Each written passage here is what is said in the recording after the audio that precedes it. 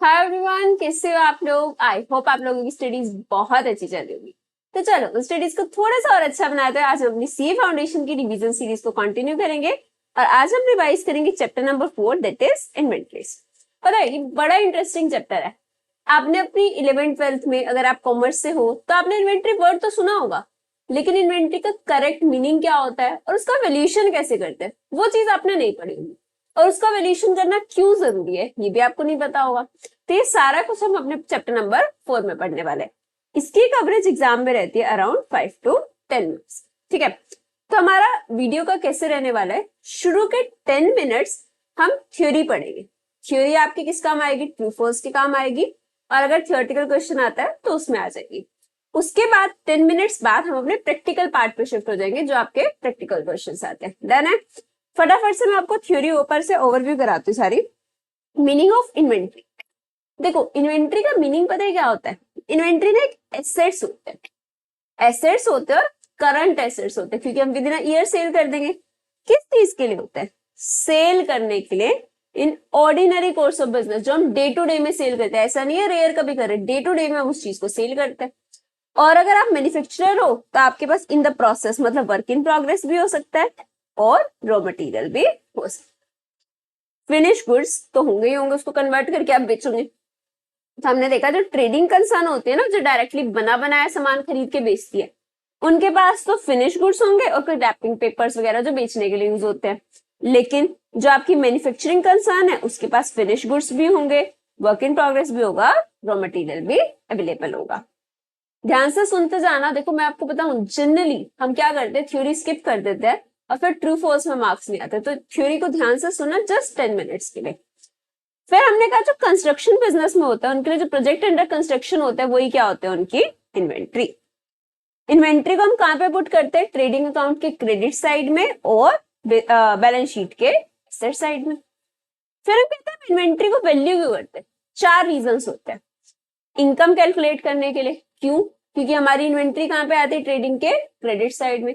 अगर credit side में आ रहा है हमारा क्लोजिंग स्टॉक, तो अगर क्लोजिंग स्टॉक ओवर स्टेटेड होगा, ध्यान से सुनना, ट्रू फॉल्स में आता है, क्लोजिंग स्टॉक ओवर स्टेटेड होगा तो प्रॉफिट ओवर स्टेटेड होगा। क्लोजिंग स्टॉक अंडर स्टेटेड होगा तो प्रॉफिट अंडर स्टेटेड होगा। मतलब क्लोजिंग स्टॉक के साथ डायरेक्ट रिलेशन होता है। ओपनिंग स्टॉक ओवर स्टेटेड होगा। ओपनिंग स्टॉक हम किस साइड लिखते हैं, डेबिट साइड, एक्सपेंसिव साइड। तो ओपनिंग स्टॉक ज्यादा होगा, प्रॉफिट कम हो जाएगा, और ओपनिंग स्टॉक कम होगा, अंडरस्टेटेड होगा तो प्रॉफिट ओवरस्टेटेड होगा। Indirect relation. ठीक है। हमारा दूसरा रीजन होता है इन्वेंट्री वैल्यूएशन का, फाइनेंशियल पोजीशन के फाइनेंशियल पोजीशन डिटरमाइन करने के लिए कि भाई हम बैलेंस शीट में एसेट साइड में शो कर रहे हैं तो हमारी इन्वेंट्री से फाइनेंशियल पोजीशन इंपैक्ट हो रही है, तो हमारी इन्वेंट्री का वैल्यूएशन करेक्ट होना चाहिए। Third, liquidity analysis. ये ऐसा तो नहीं है कि हमने इन्वेंट्री गलत कैलकुलेट करी और हमें लिक्विडिटी ही नहीं पता हमारे बिजनेस में कितनी है। Current assets divide by current liability, जो कि किससे पता चलती है, हमें करंट रेशियो से। फिर अपने पास आता है स्टेट्यूटरी कंप्लायंसेस। स्टेट्यूटरी कंप्लायंसेस मतलब लीगल। हमें देखना पड़ेगा कि लीगली हमारे जो स्टेट्यूटरी कंप्लायंसेस है उसके अकॉर्डिंग भी हमारा method of valuation of inventory जरूरी है। ठीक है। फिर अपना आता है बेसिस ऑफ इन्वेंट्री वैल्यूएशन, कि हम इन्वेंट्री को वैल्यू कैसे करते हैं। हम इन्वेंट्री को वैल्यू पता है कैसे करते हैं, inventory shall be valued at lower of cost और नेट रियलाइजेबल वैल्यू। ये पता है कौन से कंसेप्ट के अकॉर्डिंग है, प्रूडेंस कंसेप्ट या फिर कंजर्वेटिज्म अप्रोच। ये चीज ना कई बार ट्रू फॉल्स में भी आ जाती है कि कौन से कंसेप्ट के अकॉर्डिंग हम इन्वेंट्री को किस पे वैल्यू करते हैं, लोअर ऑफ कॉस्ट और एनआरबी। तो हम पता है कौन से कंसेप्ट के अकॉर्डिंग करते हैं, prudence concept. I hope it is clear. फिर हमारा आता है, अब हमने बोल दिया कॉस्ट और NRB which ever is lower पे वैल्यू करेंगे, तो कॉस्ट में आएगा क्या क्या, कॉस्ट में पता है क्या क्या आता है, कॉस्ट में आता है cost of purchase, cost of conversion and other cost in bringing the inventory to their present location and condition। ये भी पता है, मैं आपको बताती हूँ, लेटेस्ट एमटीपी में अभी एक ट्रू फॉल्स आया था। उस ट्रू फॉल्स में क्या बोला कि inventory includes all cost of purchase. Inventory includes all cost of purchase. Just a minute, मैं इसको साथ में चार्जिंग पे लगा लूं। तो हमें बताना है कि इन्वेंट्री में सिर्फ कॉस्ट ऑफ परचेज आता, नहीं, परचेज करने का कन्वर्ट भी तो करना पड़ेगा, तो उसमें कॉस्ट ऑफ परचेज के साथ साथ कॉस्ट ऑफ कन्वर्जन भी आता है, अदर कॉस्ट भी आती है। आई होप इट इज क्लियर। किसी को कोई डाउट? ठीक है। चलो आगे चलते हैं। फिर हमारा आता है इंटरेस्ट एंड अदर कॉस्ट। तो कहते हैं कि क्या हमारी इंटरेस्ट कॉस्ट ऐड होएगी? तो अगर आपका प्रोडक्शन प्रोसेस लंबे टाइम का है, जिसको मैं जनरली बोलती हूँ 1 ईयर का, तो हमारी इंटरेस्ट कॉस्ट ऐड होती है कॉस्ट में, अदरवाइज नहीं होती है। फिर अपने ना 4 कॉस्ट है जो इन्वेंट्री की कॉस्ट का पार्ट नहीं बनती है। 4 ऐसी कॉस्ट जो इन्वेंट्री की कॉस्ट का पार्ट नहीं बनेगी। Abnormal cost, abnormal losses, abnormal waste of material, loss by theft, loss by fire, ये सब एबनॉर्मल वेस्ट जो होता है कॉस्ट ऑफ इन्वेंट्री का पार्ट नहीं बनते हैं। Storage cost unless those cost are necessary in production process prior to further production stage. हमारी जो भी स्टोरेज कॉस्ट होती है ना, अगर वो प्रोडक्शन के लिए जरूरी है, जैसे वाइन, राइस, टिम्बर, इनकी प्रोडक्शन के लिए स्टोरेज जरूरी है, तो ऐड होगा। अदरवाइज स्टोरेज कॉस्ट ऐड नहीं होगा, मतलब प्रोडक्शन के बाद की नहीं होगी, प्रोडक्शन से पहले की। एडमिनिस्ट्रेटिव ओवरहेड्स जो आपके ऑफिस के एक्सपेंसेस होते हैं, अगर वो इन्वेंट्री की प्रोडक्शन से रिलेटेड नहीं है तो वो ऐड नहीं होंगे।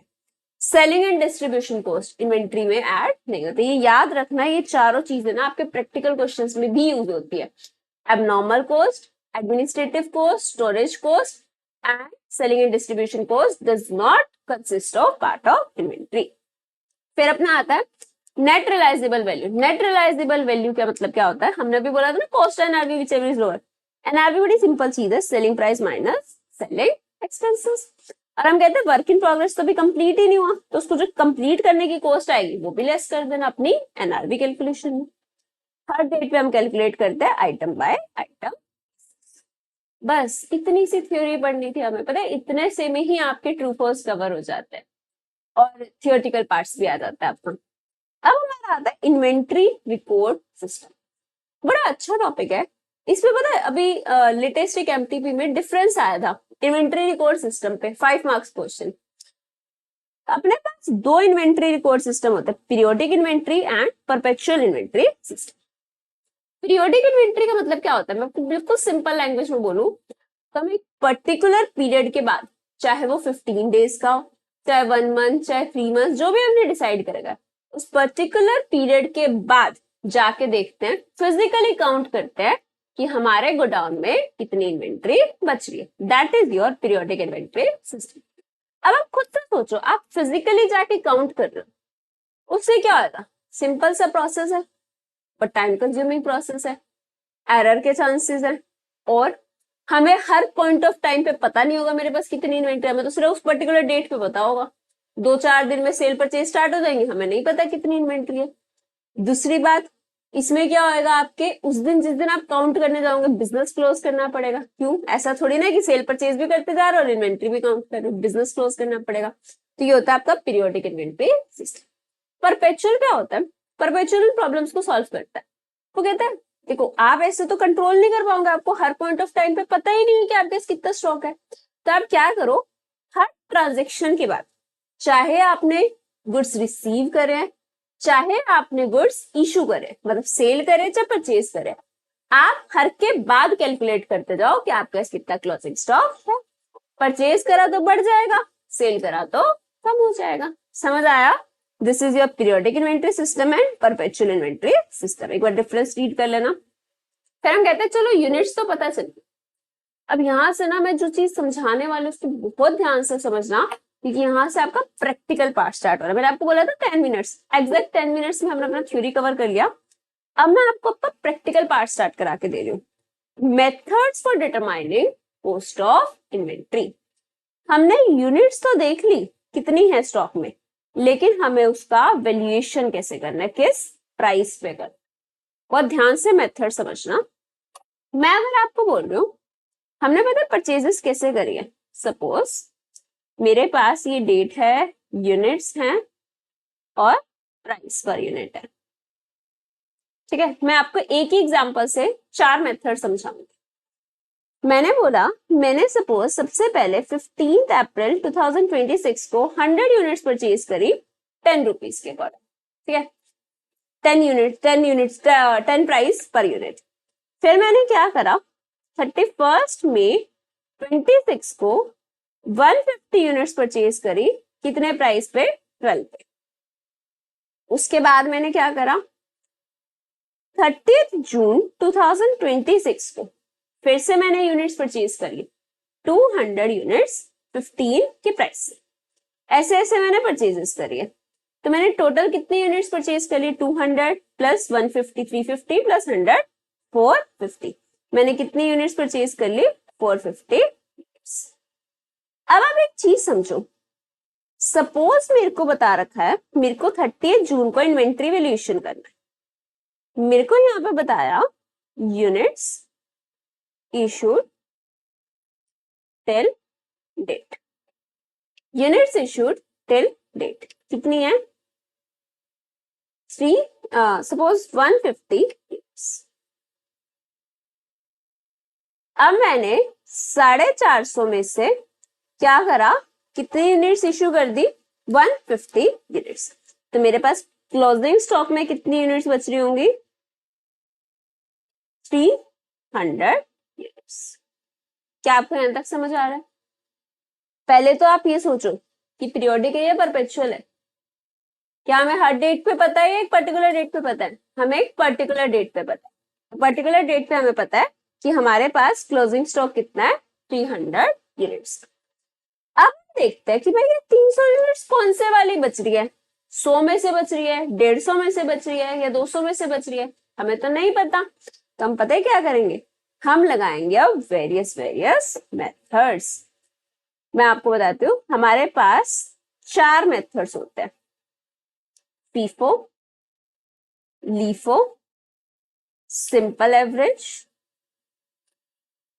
Weighted average.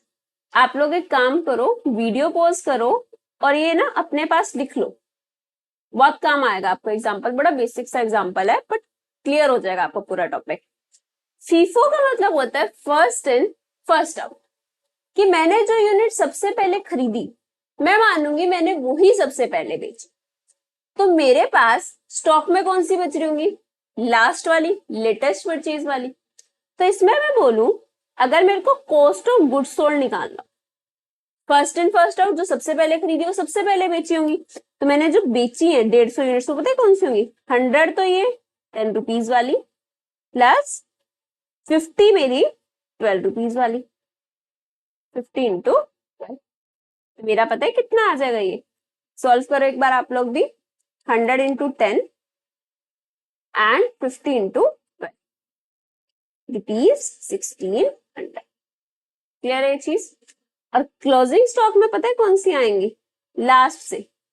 मेरे पास एक तो ये 200 यूनिट्स बच रही होंगी 15 वाली प्लस 100 यूनिट्स बच रही होंगी 12 वाली। पता है कितना आ गया ये 200 इंटू 15, 100 इंटू 12, 42।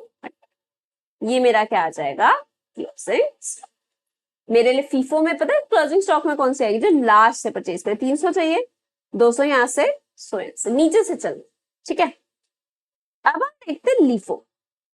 लीफो में क्या होगा, लीफो में ये कहते हैं कि ना हमें क्या देखना है, लास्ट इन फर्स्ट आउट, जो सबसे लास्ट में खरीदी होगी वो सबसे पहले बेची होगी।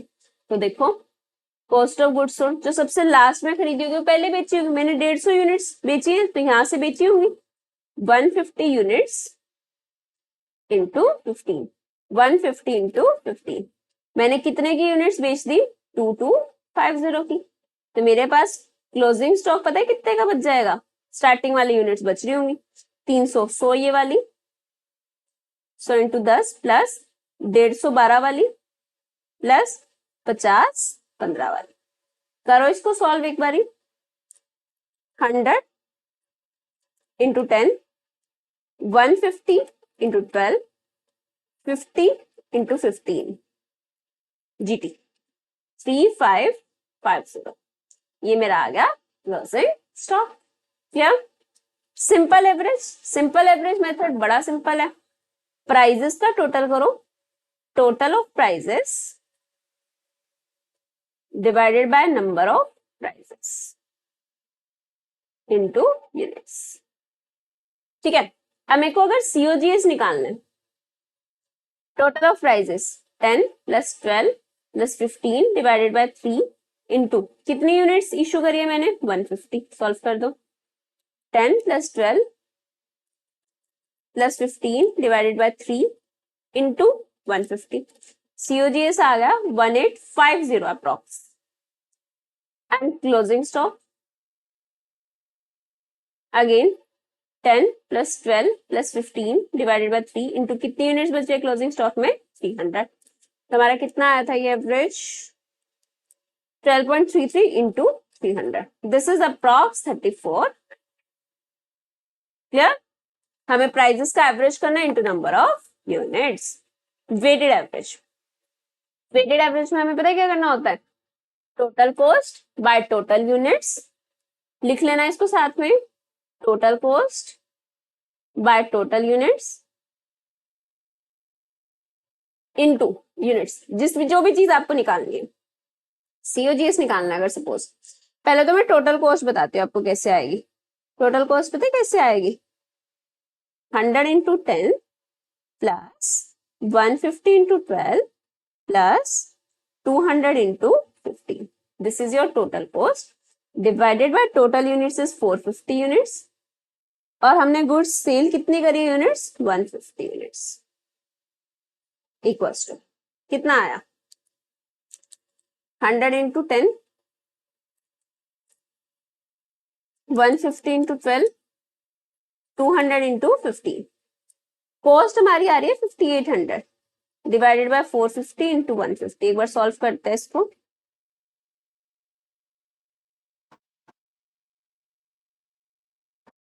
5800 divided by 450 into 150.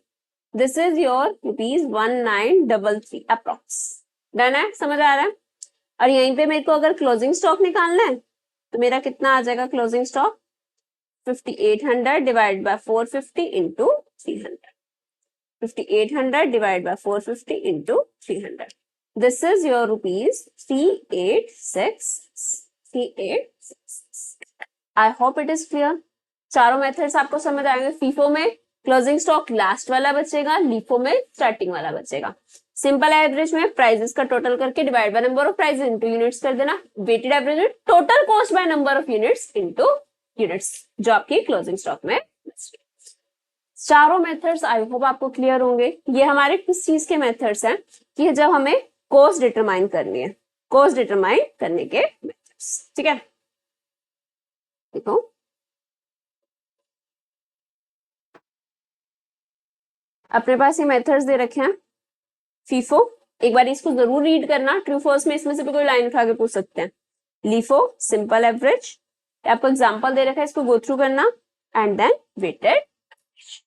ये पता है जनरली कब लगता है जब आपके गुड्स ना इंटरचेंज हो जाते हैं मिक्स हो जाते हैं तो हमें पता नहीं कौन से वाला स्टॉक में बच रहा है. अगर आपके नॉट इंटरचेंजेबल गुड्स है लाइक ज्वेलरी कॉस्टली आइटम्स जो होते हैं आपके. ठीक है. ज्वेलरी वगैरह होता है एक्सपेंसिव गुड्स होते हैं या फिर आपके ऐसे कुछ गुड्स होते हैं जो बिल्कुल अलग से आइडेंटिफाई हो सकते हैं. उसमें तो आप स्पेसिफिक आइडेंटिफिकेशन मेथड लगा लो. जैसे सपोज आप 2 ड्रेसेस लेकर आए तो आपको दोनों की कॉस्ट अलग पता होगी ना. 2 आप नेकलेसेस लेकर आए दोनों की कॉस्ट अलग पता होगी. वो मिक्स थोड़ी ना हो जाएगी. उसमें तो स्पेसिफिक आइडेंटिफिकेशन मेथड लग जाएगा. लेकिन लाइक पल्सेस हैं, राइस है, फ्रूट्स हैं, वेजिटेबल्स हैं, ये मिक्स हो जाते हैं. 2 किलो आम आप अलग जगह से लेकर आए 2 किलो अलग जगह से वो मिक्स हो जाते हैं जनरली. तो उनके प्राइसेस आप कैसे डिटरमाइन कर सकते हो फीफो सिंपल एवरेज या weighted. I hope it is clear. इसके आगे देखते हैं. इसके आगे के टॉपिक से पहले ना हम एक क्वेश्चन करते हैं. आप लोग आ जाओ क्वेश्चन नंबर 6 में. देखो the following details are available of raw material of manufacturing unit. ये डिटेल्स दे रखी है. The manufacturer also incurred the following expenses. पहले तो आप ये देखो ये पीरियोडिक से पूछ रहे हैं परपेचुअल से. क्या मेरे को लास्ट में सीधा क्लोजिंग स्टॉक बताया हर यूनिट के बाद परचेज सेल बता रखा. हर डेट के बाद मेरे को क्या बता रखा है परचेज और इशू. तो हमारा क्या लगेगा यहाँ पे परपेचुअल. क्लियर है. अब आगे क्या बोला the manufacturer also incurred the following expenses. क्या एक्सपेंसेस लगे मैन्युफैक्चरर के freight of 300 and unloading charges of 150. अब ये तो डायरेक्ट एक्सपेंस है परचेज प्राइस में ऐड होना चाहिए. Ware house rent of 2000 per month. अभी बताया था, क्या स्टोरेज कॉस्ट ऐड होती है? नहीं होती। एग्जाम का क्वेश्चन है, कंफ्यूज करने के लिए दिया था, वेयर हाउस कॉस्ट ऐड नहीं होंगी। एडमिनिस्ट्रेटिव एक्सपेंसेस अभी बताया था, ऑफिस एक्सपेंसेस क्या ऐड होते हैं? नहीं होते। अगेन ये कंफ्यूज करने के लिए दिया, इन दोनों का कोई ट्रीटमेंट नहीं होगा, सिर्फ आपके फ्रेट और अनलोडिंग चार्जेस ऐड हो जाएंगे। You are required to find out the value of inventory as on 31st March if the company follows weighted average method and first in first out. ठीक है, हम क्या करते हैं, इस क्वेश्चन को ना सॉल्व करते हैं। आपको हेडिंग बनानी है क्वेश्चन नंबर 6। नोटबुक्स लेकर आओ फटाफट से, और अभी तक नहीं लेकर आए हो तो उसमें हम इसको सॉल्व करेंगे।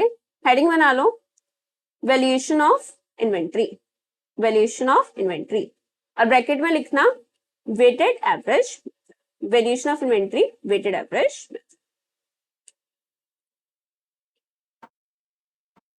थोड़ा सा क्विकली लिखना।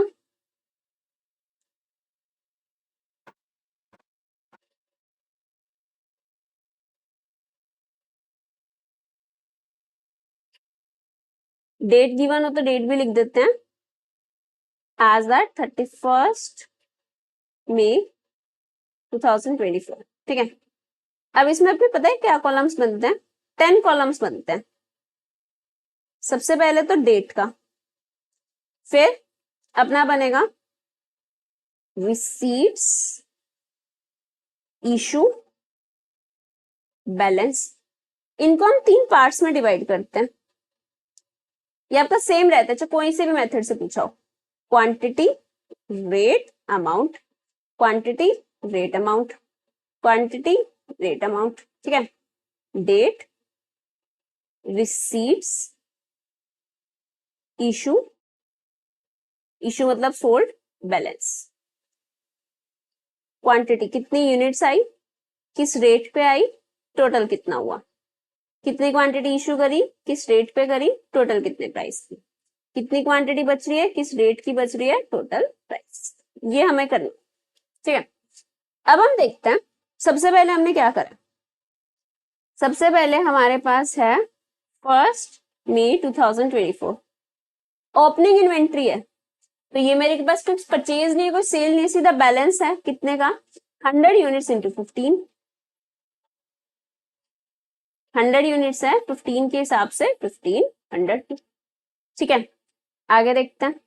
फिर हमने 2 मई को परचेज करी है, कितने की, मतलब अपने पास रिसीट हुई है कितने की, 300 यूनिट्स। लेकिन एक चीज रुको, यहाँ पे 18 मत लिखना, क्योंकि उसमें फ्रेट और अनलोडिंग चार्जेस भी आएंगे। तो अपना नीचे आ जाओ वर्किंग नोट पे, परचेज, या फिर हम ऐसा लिखते हैं calculation of cost per unit on, कौन सी डेट है ये, 2 मई 24। परचेज प्राइस हमने परचेज करी थी 300 यूनिट्स 18 रुपीज के हिसाब से। 300 इंटू 18 कितना आया, 5400। इसमें फ्रेट ऐड कर देंगे, फ्रेट 300, डायरेक्ट एक्सपेंसेस इसलिए ऐड हो जाएगा। अनलोडिंग चार्जेस 150 डायरेक्ट है, ऐड हो जाएंगे। टोटल कितना हो गया ये, 5850। क्लियर है यहाँ तक, कोई डाउट? इसमें हम अपना वेयर हाउस ऐड नहीं करेंगे, एडमिनिस्ट्रेटिव एक्सपेंसेस ऐड नहीं करेंगे। क्यों ऐड नहीं करेंगे? क्योंकि ये इनडायरेक्ट खर्च होते हैं, P&L में जाता है। प्राइस पर यूनिट आ गया 5850 डिवाइडेड बाय कितनी यूनिट्स अपने पास, 300 यूनिट्स। ये आ गया ₹19.5। तभी हम पता है यहाँ पे कितना लिखेंगे, 19.5। 300 इंटू 19.5, 5850। अभी कोई इश्यू करी नहीं। वेटेड एवरेज बोला है, वेटेड एवरेज का मतलब क्या होता है, total cost by total units. Units total कितनी हो गई, 400। टोटल कॉस्ट कितनी है, 1500 प्लस 5850, 1500 प्लस 5850 7350। तो अपने पास पर यूनिट प्राइस कितना आ गया 7350 divided by 400। This is your 18.37। I hope यहां तक आपको समझ आ रहा होगा। आगे देखते हैं। इसके बाद हमने क्या करा, सेकेंड मे के बाद हमने इशू करी है 5th मे को इशू 250 यूनिट्स। 5th मे इशूड 250 यूनिट्स। हम इशू के कॉलम में लिखेंगे 250 यूनिट्स। अब क्वेश्चन आते हैं किस प्राइस पे। ऑब्वियसली हमारे पास एक एवरेज प्राइस की यूनिट्स है 18.375। तो कितना आ गया ये 18.375 इंटू 250 4593.75। इतने की मैंने इशू कर दी। डन। कोई डाउट। बैलेंस कितनी बची 400 में से 250 यूनिट्स इशू कर दी 150 बची 18.375 की। तो कितना आ गया 2756.5। क्लियर है। कोई डाउट। आगे देखते हैं। फिर क्या हुआ है 16th मे को फिर से परचेज करिए 16th मे 24 फिर से परचेज करिए कितने की 500 यूनिट्स 21 की। अगेन स्टॉप, यहाँ पे 21 नहीं लिखना, हमें फिर से क्या निकालना पड़ेगा परचेज प्राइस। इसको मैं आपको रफली करा दूं, वर्किंग नोट सेम बनेगा। हमारा कितना हो जाएगा, मैं आपको रफली लिखवा रही हूँ, आपको पूरा अच्छे से प्रेजेंट करना है। 500 यूनिट्स हमने परचेज तो कितने की करी है 21 की। 500 इंटू 21 प्लस मेरा क्या क्या कॉस्ट लगी है 300 फ्रेट प्लस 150 अनलोडिंग चार्जेस और इसमें टोटल 500 यूनिट्स आएंगे। तो मेरे पास कितना आ गया ये 500 into 21 plus 450 divided by 500 rupees 21.5 sorry 21.9 21.9। तो मेरा कितना हो गया 21.9 इंटू 500 10950। बैलेंस कितनी होगी 650 यूनिट्स। Total cost 10950 plus 2756.25। कितना आ गया ये 13706.25 डिवाइडेड बाय 650 यूनिट्स। कितना हो गया ये 21.0। ये हमने पहले निकाल भी रखा वैसे। फिर अपना क्या हुआ 16 मई के बाद 21 मई को इशू करी 100 यूनिट्स। 21 मई को इशू करी 100 यूनिट्स। ऑब्वियसली 21.09 पे करी होगी तो 2109। बची कितनी 550 यूनिट्स 21.09 पे। तो कितने प्राइस की बच गई है कैलकुलेट करो 11599.5 की। फिर हमने क्या करा 25 मई को फिर से इशू करी। 25 मई को फिर से इशू करी। कितनी यूनिट्स इशू करी इस बार 450। सेम प्राइस पे करी होगी 21.09। कितना आ गया है आपका मल्टीप्लाई करो 9490.5। समझ आ रहा होगा आपको। तो अपने पास कितनी यूनिट्स बच गई 550 में से 450 गए 100 21.09 कितना बच गया 210। नीचे आप लिख दोगे as per weighted average method closing stock is ₹210। I hope it is clear. बिल्कुल इजी क्वेश्चन था। बस एक चीज याद रखनी है हर ट्रांजेक्शन के एंड में total cost by total units करके एक वेटेड एवरेज प्राइस निकालना। डन। यही क्वेश्चन हमें फीफो से भी करना था। देखो मैं फीफो वाला आपको वैसे रीड कराती हूँ। सबसे पहले मेरे पास 100 यूनिट्स थी 15 की 1500। फिर 300 यूनिट्स रिसीव कर ली मैंने 19.5 ऊपर निकाला था ना ये 5850 की। अब फीफो है डेट वाइज रखते जाना। सबसे पहले मेरे पास ये यूनिट्स थी कि देखो यहाँ से क्लोज हो गया। फिर मैंने 300 यूनिट्स और परचेज कर ली तो मैंने ऐसे लिख लिया। फिर क्या हुआ मेरे पास 5th मई को मैंने इशू करी कितनी 250 यूनिट्स करी। अब फर्स्ट इन फर्स्ट आउट सबसे पहले ये वाली करी होंगी 100 और 150 इसमें से करी होंगी 100 15 वाली और 150 19.5 वाली। 300 में से 150 गई तो 150 19.5 वाली बच गई। ये हो गए यहाँ पे क्लोज। आगे देखो फिर 16th मई को नई आ गई 500 यूनिट्स। 150 पुरानी बच रही थी 500 और आ गई। ये लिख लिया हमने। सेम सीक्वेंस में लिखनी है ऊपर नीचे नहीं लिखनी ऐड करके नहीं लिखनी। फीफो लिफो में सेम सीक्वेंस। फिर 21 मई को इशू करी 100 यूनिट्स। अब फर्स्ट इन यहां से करी होगी 100 यूनिट्स 19.5 वाली 50 इसमें से बच गई 500 नई वाली बच गई। फिर आगे देखो लास्ट फिर से 450 यूनिट्स इशू करी 50 ये करी होंगी और 400 ये वाली करी होंगी, बस अपना हो गया ये क्वेश्चन। फीफो मेथड, फीफो के अकॉर्डिंग आ गया 2190। अलग अलग आएगा, हर मेथड से आंसर अलग। आई होप ये क्लियर होगा, कुछ भी डाउट है तो मेरे को बताओ, ठीक है। ये था अपना यहाँ तक जो 6th क्वेश्चन तक है। हमें क्या करना है, पीरियोडिक और परपेचुअल, वो क्वेश्चन बता देगा कैसे करना है। FIFO, LIFO, simple average, weighted average अलग अलग लगाने, ठीक है। अगर यहीं पे मेरा क्या होता है, सिंपल एवरेज होता तो मैं इन दोनों प्राइजेस का टोटल करती, divide by number of prices, मतलब 2 से डिवाइड करती, इनटू जितने भी यूनिट्स होती है उससे मल्टीप्लाई कर देती। लीफो होता तो हम फीफो का उल्टा चल करते। आई होप इट इज क्लियर।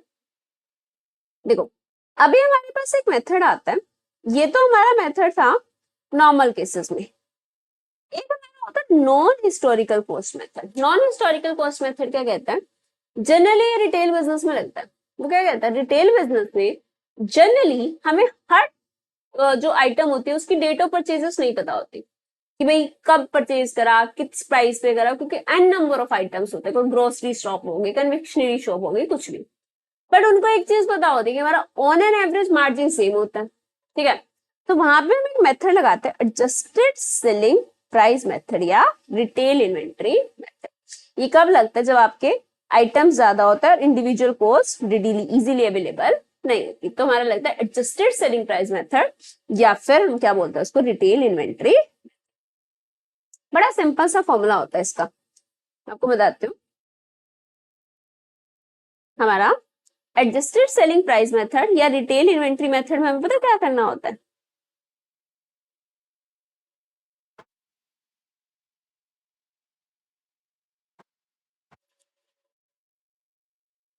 हमें ना टोटल ये तो पता होता है मेरे पास क्लोजिंग स्टॉक कितना बच रहा है, लेकिन उसकी कॉस्ट नहीं पता होती, वो सेल्स वैल्यू पे पता होता है। तो मेरे को बड़ी सिंपल सी चीज करनी होती है, closing stock at sales value, ये मेरे को गिवन होगा, माइनस इसमें जितना भी मार्जिन इंक्लूडेड है वो मैं लेस कर दूंगी। ये तो मेरे को गिवन होता है, ये मैं अपने वर्किंग नोट 1 में कैलकुलेट कर लूंगी। कैसे निकालूंगी, मार्जिन पता है कैसे आता है, हमारे पास मार्जिन आ जाता है selling price of goods available for sale, जितना हमारे पास सेलिंग प्राइस है, minus cost of goods available for sale. जितने मेरे पास बेचने के लिए गुड्स है उनकी कॉस्ट क्या और उनका सेलिंग प्राइस क्या है, उन दोनों का डिफरेंस क्या होगा, ग्रॉस मार्जिन। इसको मैं ए बोल देती हूँ, इसको मैं बी बोल देती हूँ। मेरे को परसेंटेज निकालनी है, gross margin percentage equals to जो भी मेरा ग्रॉस मार्जिन है divided by A into 100। Percentage आ जाएगा, वो परसेंटेज से लेस कर दूंगा। मतलब मेरे पास जो गुड्स थे बेचने के लिए उनका सेलिंग प्राइस क्या था, जो गुड्स थे बेचने के लिए उनकी कॉस्ट क्या थी। 100 वाले गुड्स अगर मैं 120 में बेच रही हूँ तो मार्जिन कितना है, 20 का, और वो 20 का परसेंटेज निकाल लेंगे और वो परसेंटेज अपने क्लोजिंग स्टॉक में से लेस कर देंगे। आई होप आपको ये भी मतलब आई थिंक थोड़ा सा समझ आया होगा। हम इसका क्वेश्चन करते हैं, आपको बड़े अच्छे से समझ आ जाएगा। देखो, Messrs X, Y and Z are in retail business. The following information are obtained. ये आपको डिटेल्स दे दी। अब देखो आपको क्लोजिंग स्टॉक दे रखा है, अब कहूंगे क्लोजिंग स्टॉक ही दे दिया तो फिर पूछ क्या रहे हैं, बट ये किस पे दे रखा है, सेल्स प्राइस पे दे रखा है। मेरे को किस पे चाहिए, ये कॉस्ट पे चाहिए। मेरे को किस पे चाहिए, ये कॉस्ट पे चाहिए। तो मैं पता है क्या करूंगी, देखो अपना question number 7, closing stock at cost equals to closing stock at selling price, closing stock at selling price minus margin। कितना मार्जिन इंक्लूडेड है, ठीक है। अब हमें क्या दे रखा है, closing stock at selling price कितने का है, 2,35,000 का। इसमें से हमें मार्जिन क्या करना है, लेस करना है। ये मार्जिन में अभी क्या करूंगी, वर्किंग नोट में कैलकुलेट कर लूंगी। Working note number 1, working note number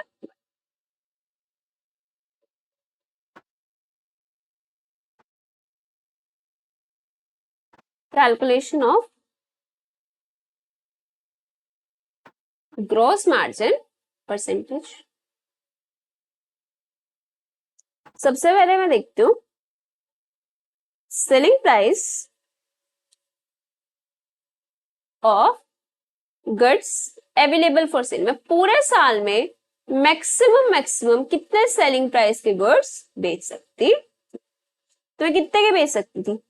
मेरे पास क्या क्या इंफॉर्मेशन है, I have a sales of 22,45,500 and I have a closing stock of 2,35,000। तो मैक्सिमम इतने सेलिंग प्राइस के गुड्स बेच सकती थी, या तो बेच दिया बच रहे, मैक्सिमम बेच तो सकती थी ना, क्लोजिंग स्टॉक भी बेच सकती थी। तो मेरे पास कितना आ गया selling price of goods available for sale, ये आ गया सेल्स वैल्यू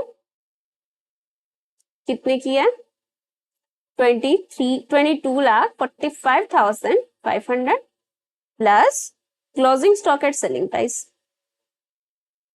ये दोनों चीजें मेरे पास बेचने के लिए अवेलेबल थी, कुछ बेच दी कुछ बच रही है, 2,35,000। तो टोटल पता है कितना हो गया ये 24,80,500। इसमें से मैं लेस कर दूंगी, less cost of goods available for sale. अब जो बेचने के लिए उनकी कॉस्ट क्या थी, कॉस्ट देखते कैसे आएगी। मेरे को क्या क्या दे रखा है, परचेज प्राइस दे रखा है जिसमें ट्रेड डिस्काउंट ऐड लेस कर देंगे, जीएसटी ऐड कर देंगे, पैकिंग चार्जेस ऐड कर देंगे। ठीक है, कर लेते हैं इसको। अपने को क्या क्या दे रखा है, purchase price is 15,75,500। Trade discount इसमें से लेस कर देंगे, ट्रेड डिस्काउंट हमेशा लेस होता है 3%, 4,7,265। एक बार आप कैलकुलेट करना, यही आएगा। टैक्स ऐड कर देंगे, टैक्स अगर कुछ नहीं बोला तो हमने क्या मान लिया, नॉन रिफंडेबल। याद रखना रिफंडेबल टैक्स होता तो ऐड नहीं होता, नॉन रिफंडेबल है इसलिए ऐड करेंगे। ठीक है,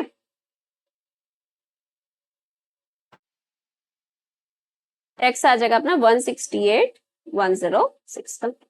ऐड करके वैल्यू कितनी आ गई 16,96,341। इसमें कोई डायरेक्ट एक्सपेंसेस है जैसे पैकिंग एंड ट्रांसपोर्टेशन, वो भी रिक्वायर्ड थे गुड्स परचेज करने के लिए, वो ऐड कर देंगे।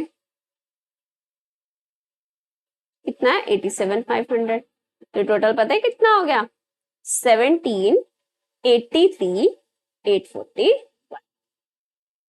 अब selling price of goods available for sale में से cost of goods available for sale में माइनस करूंगी तो मेरा पता है क्या आ जाएगा, ग्रॉस मार्जिन।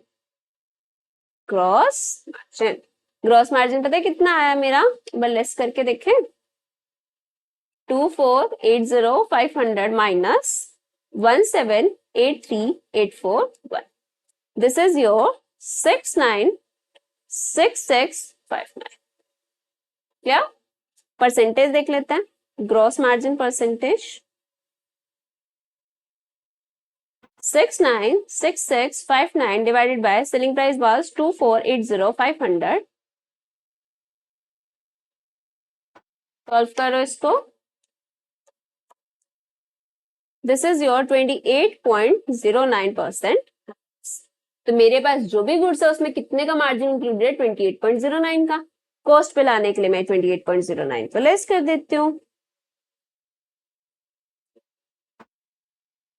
तो पता है कितना बचा ये 2,35,000 माइनस 28.09%।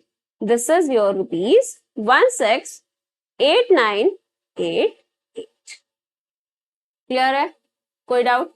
88.5 आ रहा होगा, राउंडिंग ऑफ में ले लेंगे। अब समझ आया यहाँ तक? यहाँ तक हमने क्या क्या करा, अपना थ्योरी रीड करी, देन उसके बाद वेरियस मेथड्स देखे, और हमने क्या देखा, अपना एडजस्टेड सेलिंग प्राइस। देखो अभी ये वीडियो अराउंड 35-40 मिनट्स की हो चुकी है। अभी के लिए हम इसको यहीं पे स्टॉप करते हैं, इसका मैं पार्ट 2 अपलोड करूंगी। उसमें हम करेंगे वैल्यूएशन ऑफ इन्वेंट्री को ही कंटिन्यू करेंगे, जिसमें हम एबनॉर्मल लॉस के केसेस देखेंगे।